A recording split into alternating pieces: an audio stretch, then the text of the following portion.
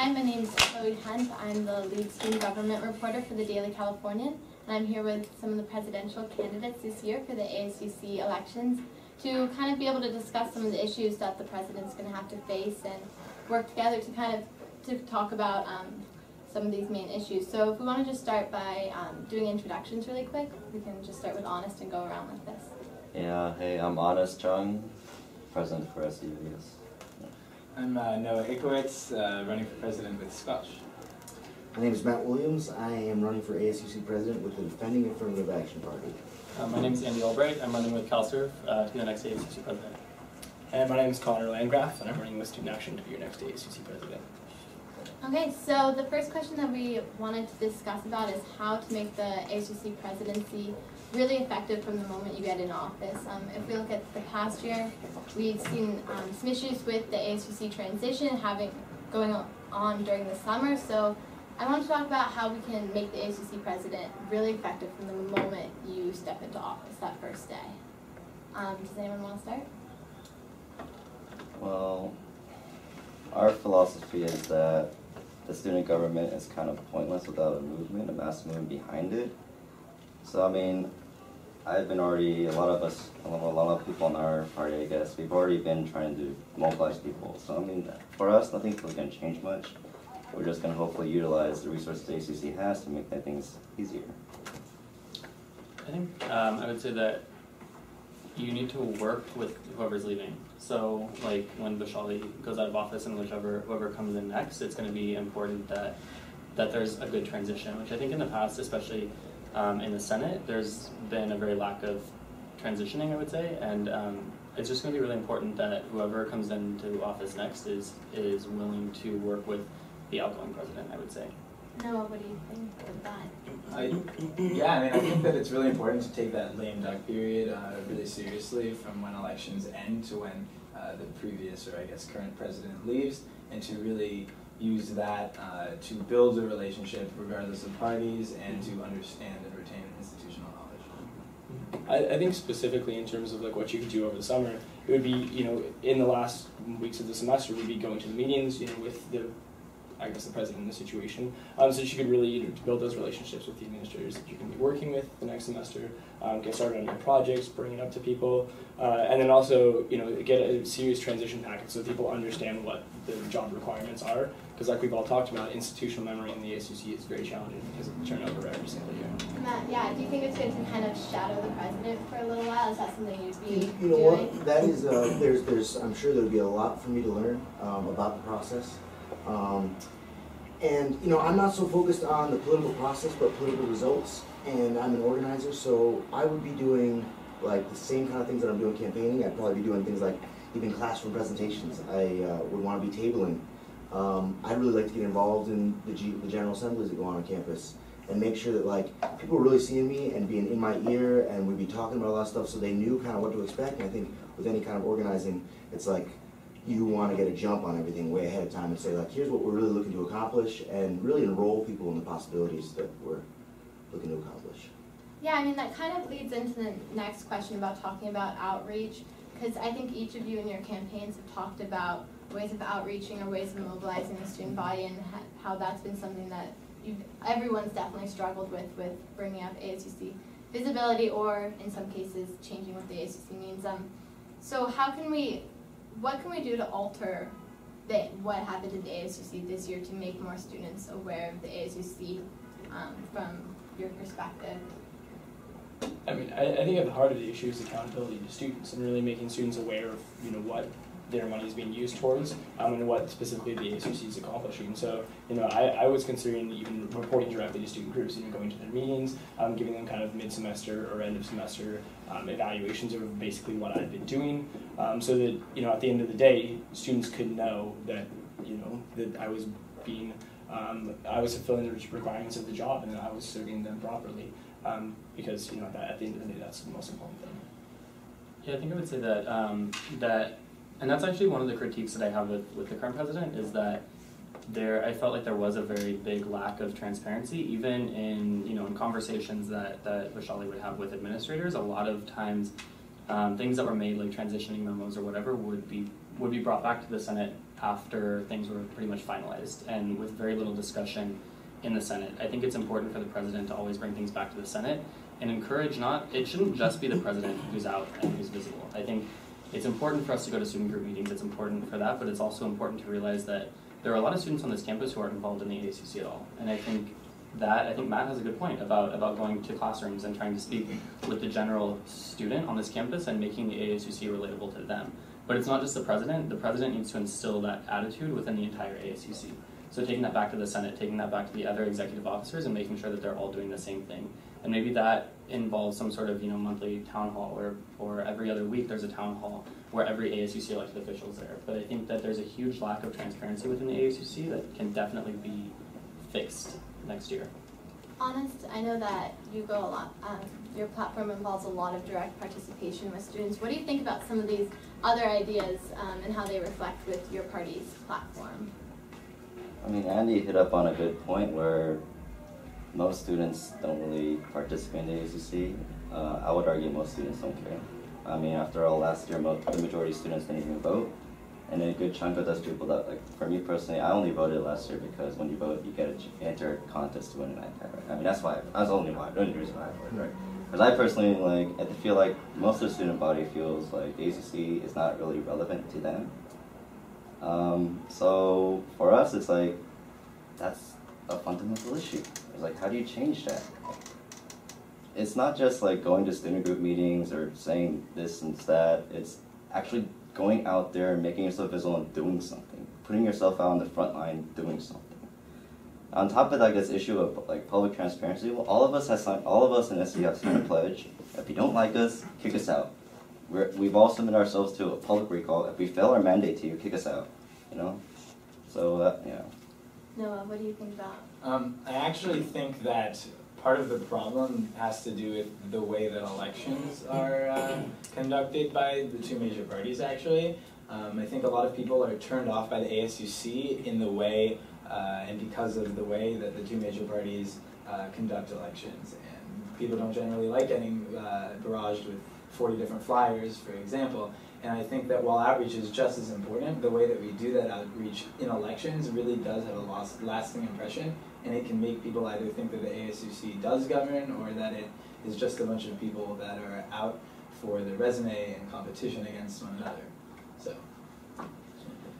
Yeah, it's interesting. This is kind of what we do a lot is reach out, talk to folks, whether it be, like I said, classroom presentations or what. But I think in the position of the president, I feel like a huge part of that is empowering people in the ASUC to be involved, and maybe like 1 week I really think it's good to go to student groups, and I recognize I can't go to all of them. I wouldn't be able to go to all of them, but be kind of moving around and also having other folks be in there so that people are really even if they're I don't really know if I want you here, they're at least we're making an attempt to know what's going on, and I think that'll really move people to be like, wow, you want to know what we need.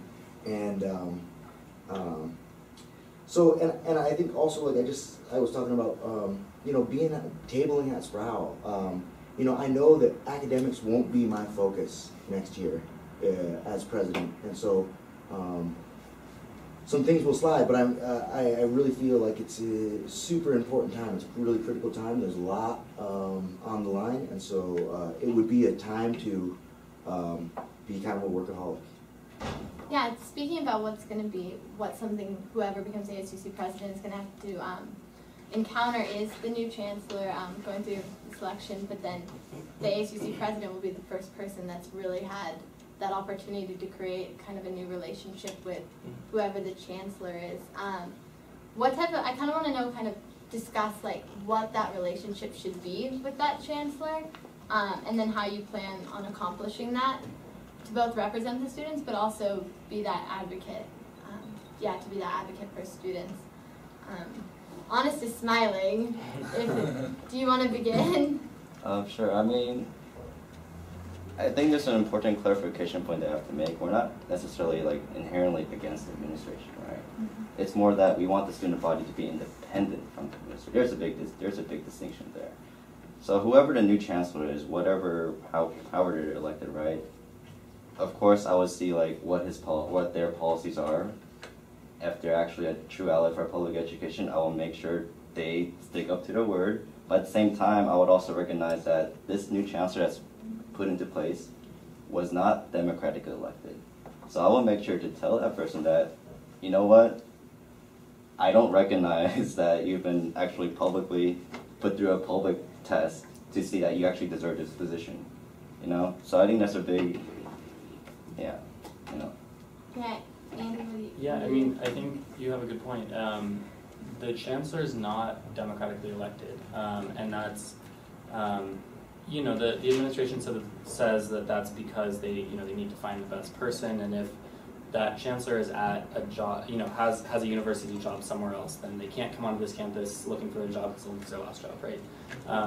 And you know, so that's going to be the process, and at this moment, it doesn't look like there's much that we can do to change it. And there's only 2 student representatives on that board, and it's currently Vaishali and Bahar, the two presidents. And so, well, the question now is what happens when Vaishali leaves office? Is she going to stay on that board, or is the new president going to be there? I think that's an interesting concept to take up. But whoever it is, it's going to be important that we bring it back to students and have town halls and hold discussions, but make sure that the word gets out, that we're not, you know, not just blasting Facebook with event invitations, because this is a really serious matter. You know, we've had a lot of issues on this campus this year. There's a lot of issues with public education that really need to be addressed. And it's important that students, while this is a very undemocratic process and there's very little student representation on this board, it's important that students that every student at this campus has access to have their voice heard in this process.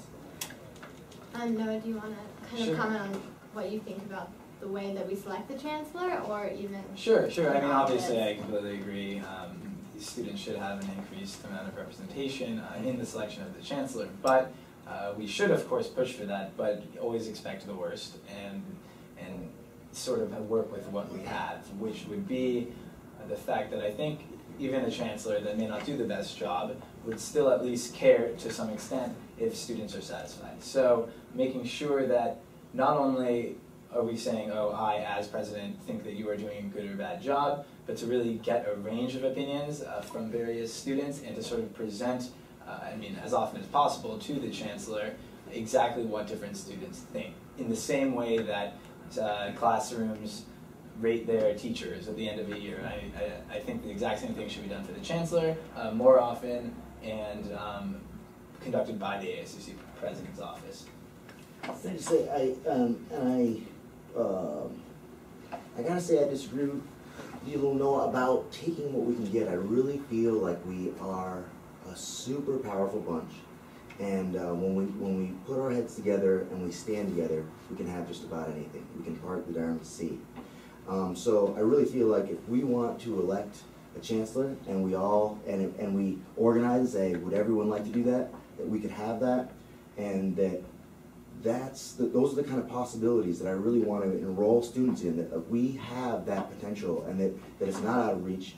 And also, you know, about working with the chancellor, I hope this chancellor is amazing, and that people are just excited about the chancellor. And you know, I'm keeping very optimistic that we're going to get somebody great here.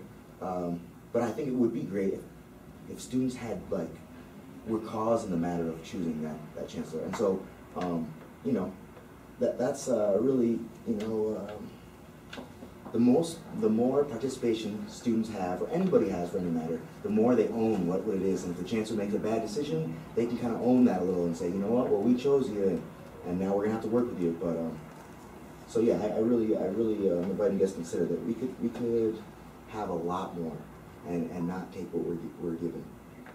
Connor, what do you kind of think about what do you think about that? Sure. I mean, I absolutely agree that students need to have as much of a say as possible, you know, in the decision-making process about the chancellor, because obviously they do serve for extended periods of time, and you know, things change on our campus during that time.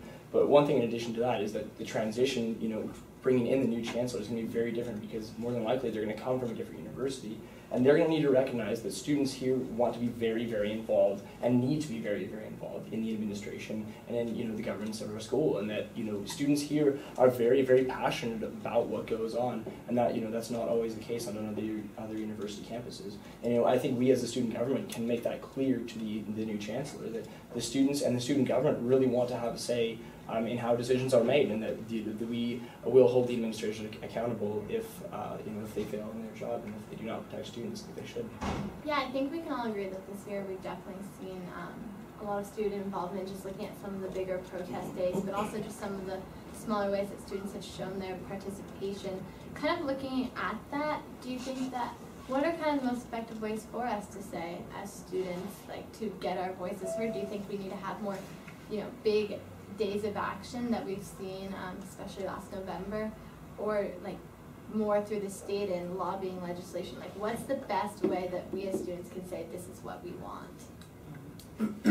I'll speak to that because actually one of the platforms that I'm running on is next year, if elected, I'd like to call a statewide conference of every college president at this campus, because I think we're reaching a point in California history where there's always a problem with the regions.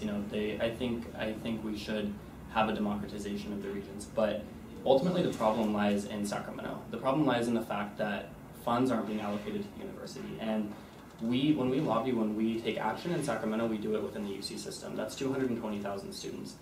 If we started building a movement across the state, if we started building bridges between the UC, CSU, and community college systems, that's 3 million students across the entire state of California, and that would give us such a more powerful voice, such an amplified voice in Sacramento, if we found a way to come together, at one time, or if we were able to build something that was sustainable year after year after year, so that we could come together and talk about these things every year and decide a plan of action, whether that's mass lobby visits, whether that's mass protests, whether those two go hand in hand.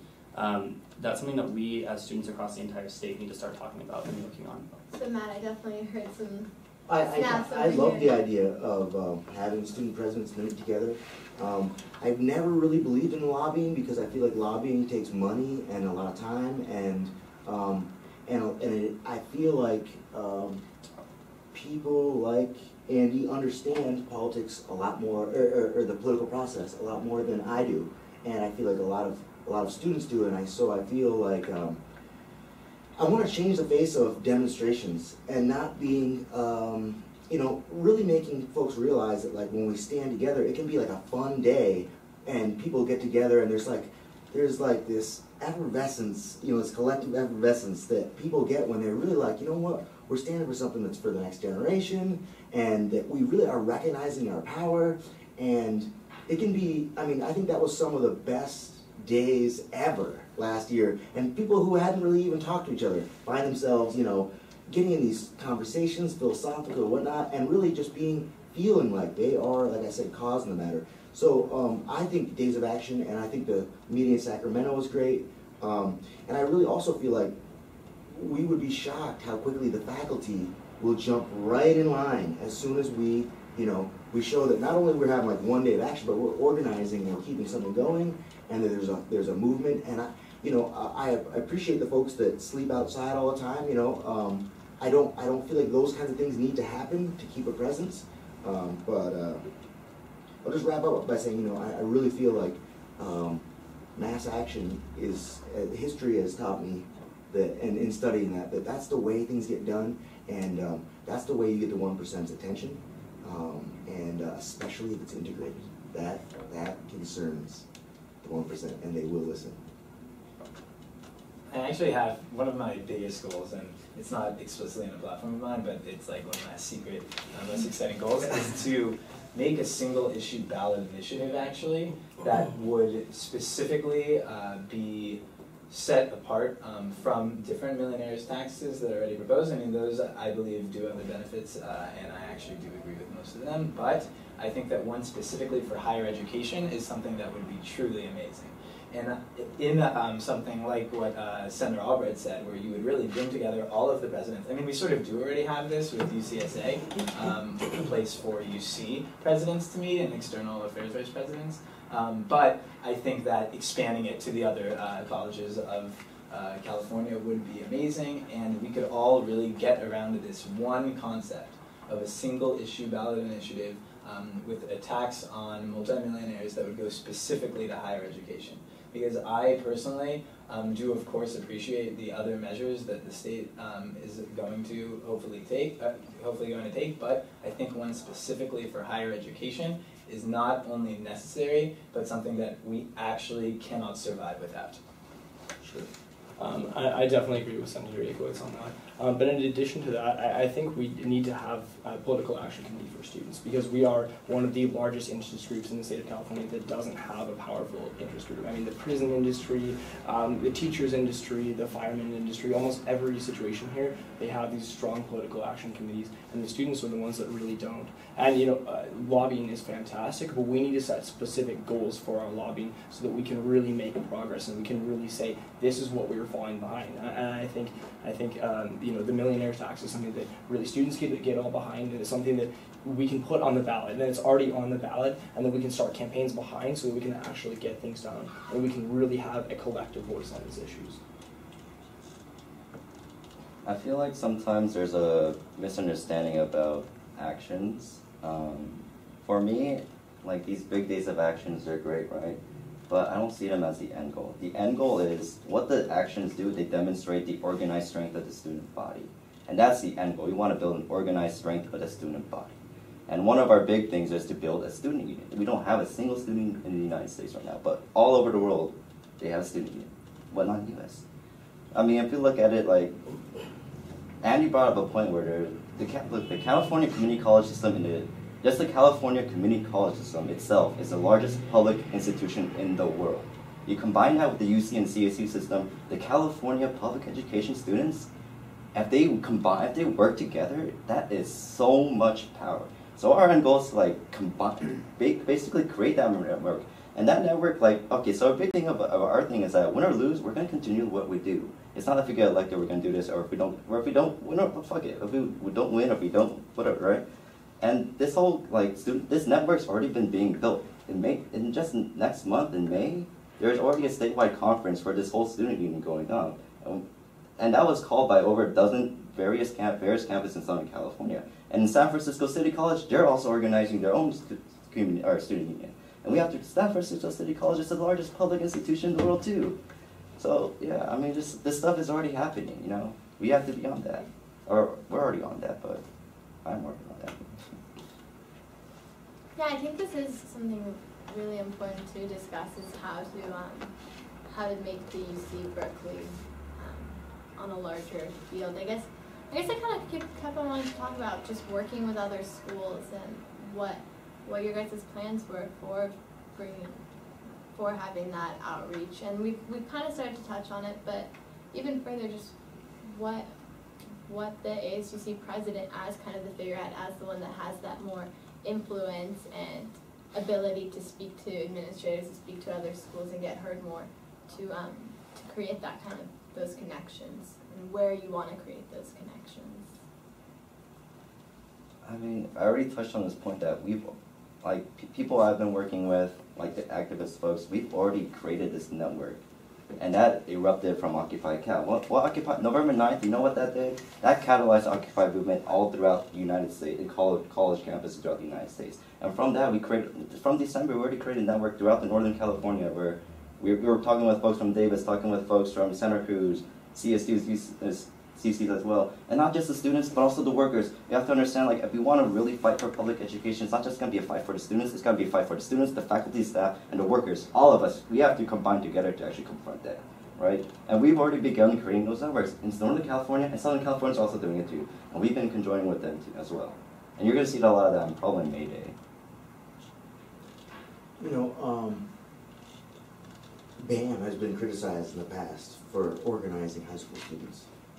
And I am all for organizing kids who have skin in the game and are hoping and praying that they're going to be able to get into UC Berkeley.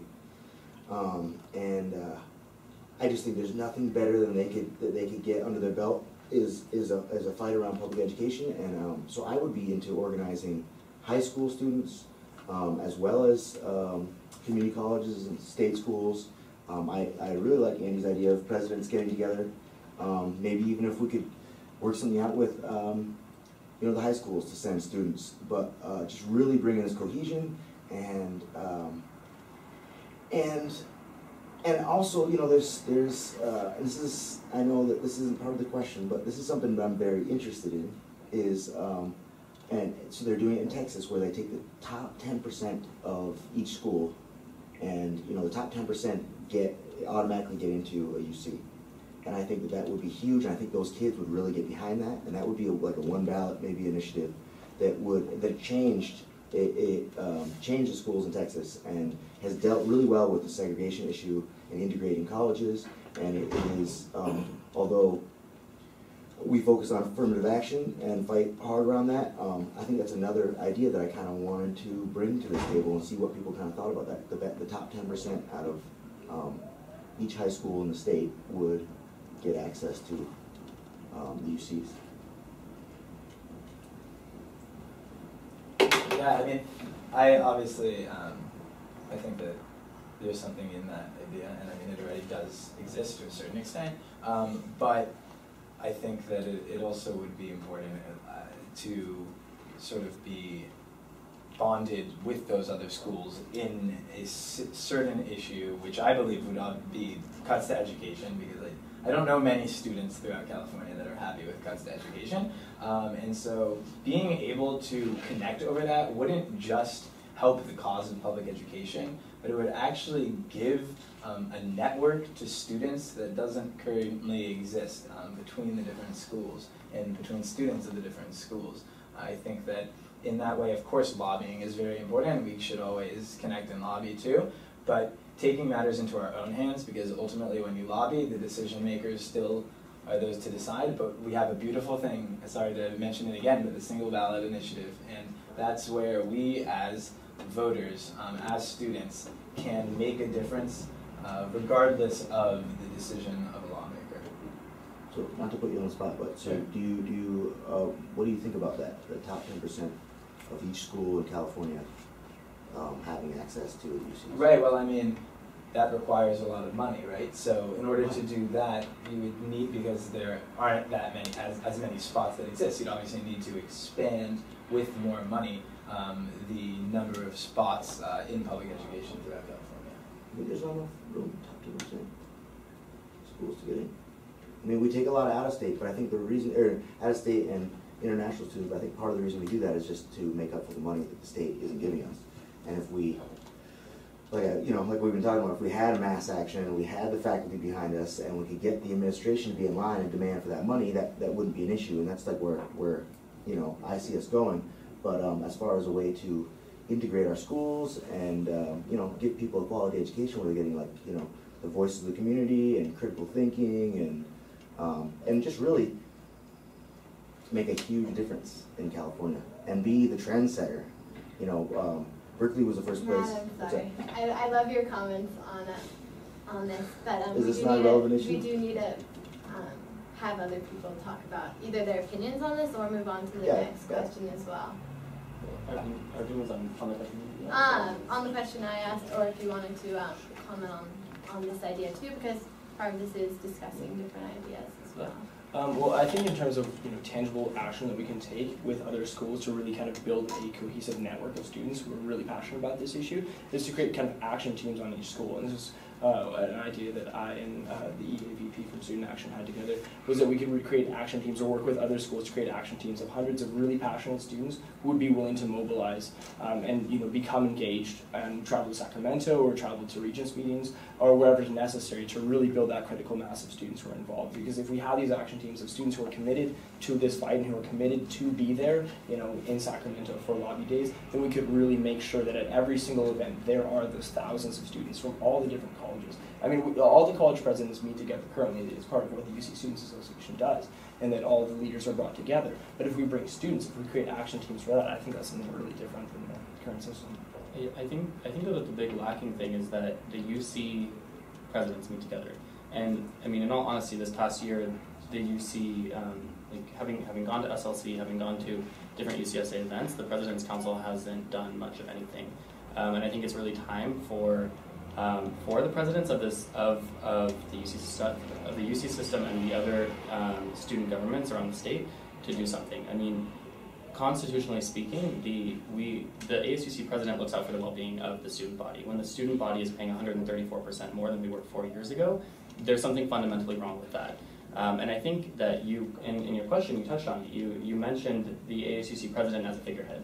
That's a problem. I think one of my biggest critiques of this past year is that, and to be honest, of the past few years, and I think one of the biggest critiques that I have is that the ASUC has been largely focused on student groups and has largely been focused on the social aspect of planning social events. And while it's not a negative thing, we can do so much more. The ASUC has so much potential to make change on this campus and to really reach students who aren't involved, who do not care about the ASUC at all, but the ASUC has the potential to make change on this campus for students. It has the potential to make students' lives better on this campus and across the state if we start working together, if we start building bridges to different systems. And I think it's really time that we stop looking at the ASUC president as a figurehead and start looking at the ASUC president as someone who can really be the impetus for change on this campus. Okay, so I think that's all we have time for tonight. I really appreciate all of you coming out, and hopefully this was a chance for you guys to kind of hear each other and kind of discuss the different ways that the ASUC president can move forward next year. I just want to say really quick, and I didn't really feel like this was an opportunity for us to share what it was that we bring to the table or what was our concerns. I kind of feel like this was another kind of, the Daily Cal asks questions and we respond, and I really was excited and did take time to come over here because I really did want to talk about things that I'm passionate about and hear from you guys on like what your main goals were and kind of trade ideas on things. And I really did like your idea, Andy, about having all the student presidents come together, and like I think so I feel like this was a little undermined by not having people have an opportunity to present questions to each other. And I am very interested in what you gentlemen think about the 10%, the top 10% of each school. I mean, we're all about merit in America, and I really feel like that would be a great idea. And so maybe I won't get an opportunity to get those answers, but it's something that I'd love to talk to you guys more about later, because it sounds like we're out of time. All right, thank you guys. Cheers.